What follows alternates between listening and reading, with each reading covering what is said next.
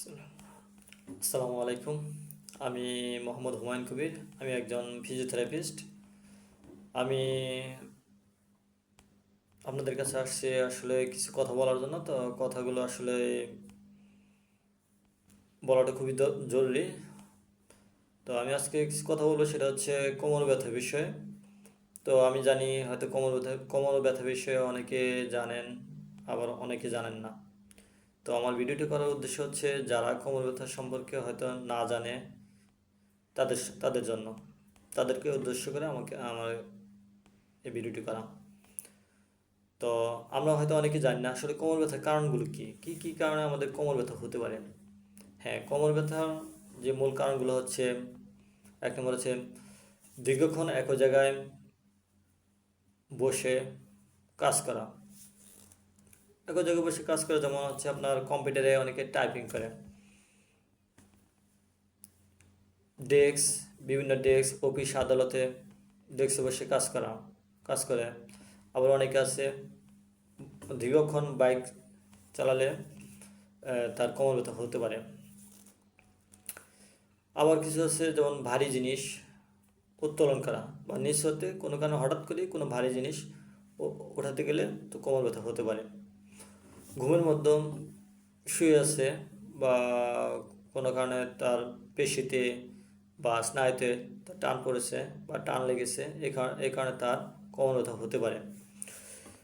কুঁজো হয়ে বসা, অনেকে আছে আমরা যারা কুঁজো হয়ে বসি, তো কুঁজো হয়ে বসলে বা একদিকে বাঁকা হয়ে বসলে বা বাঁকা হয়ে হাঁটলে তো সেক্ষেত্রে কোমর ব্যথা হতে পারে।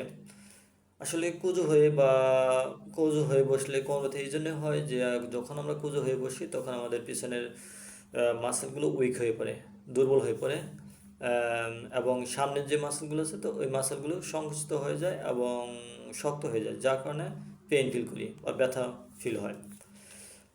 আবার কিছু আছে যেমন শরীরের ওজন, কারো আছে স্বাভাবিকের চেয়ে বেশি মাত্রায় শরীরের ওজন বেড়ে যায়, তো সেক্ষেত্রে হচ্ছে তার কোমর ব্যথা হতে পারে। মেরুদণ্ডের ডিস্ক হচ্ছে কি প্রলাপস হয়ে যায়, যেমন হচ্ছে কারো কারো ডিস্ক ফেটে গেলে তো ব্যথা হতে পারে। ডিস্ক এক জায়গা থেকে আরেক জায়গায় স্লিপ কেটে গেলে মেরুদণ্ডে ব্যথা হতে পারে। বা কোনো কারণে দুইটা ডিস্কের মাঝামাঝি যে একটা স্পেস আছে বা গ্যাপ আছে, ওই গ্যাপটা দূরত্বটা যদি কমে যায় তো সেই ক্ষেত্রে তার কোমর ব্যথা হতে পারে।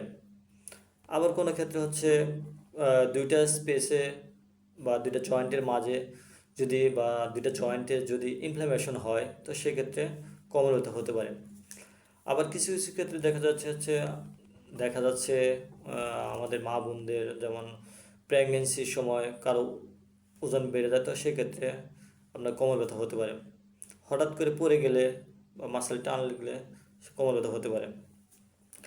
আবার কিডনি বা মূত্রথলি যদি সমস্যা হয় বা ইনফ্লামেশন হয় তবে সেক্ষেত্রে কোমর ব্যথা হয়।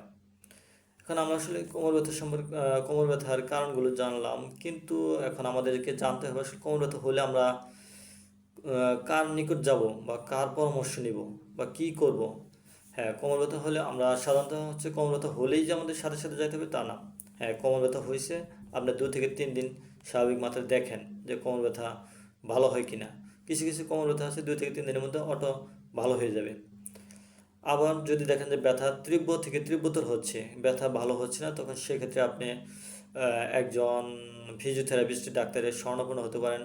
সে কি উপদেশ দেয় তার সাথে আপনি কথা বলেন, তার সাথে ভাবের আদান প্রদান করেন, তার পরামর্শ নেন। অবশ্যই ফিজিওথেরাপি চিকিৎসা ও ব্যায়ামের মাধ্যমে কোমর ব্যথা সম্পূর্ণরূপে ভালো হয়।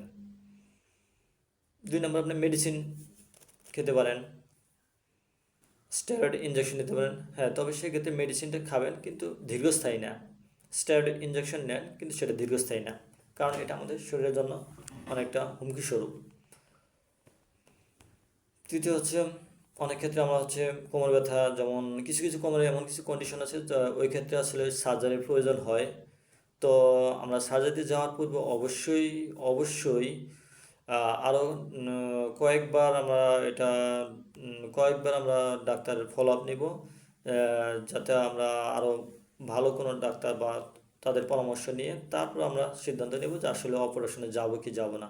তবে হ্যাঁ, আপনাদের কাছে আমার একটা অ্যাডভাইস থাকবে, উপদেশ থাকবে যে আপনারা যদি কোমর ব্যথার জন্য, কোমর ব্যথা বা ডিস্কে বা কোনো কারণে প্রবলেম হচ্ছে, যেমন উদাহরণস্বরূপ বলা যায় যেমন পিএলআইডি হলে সাধারণত পিএলআইডি যেমন ফোর্থ স্টেজ আছে, তো ফোর্থ স্টেজে গেলে পরে তখন আসলে সাধারণত অপারেশনে গেলে ভালো। তো সেক্ষেত্রে হচ্ছে আপনারা অবশ্যই ফিজিওথেরাপিস্ট একজন ডাক্তারের শরণাপন্ন হবেন। ধন্যবাদ।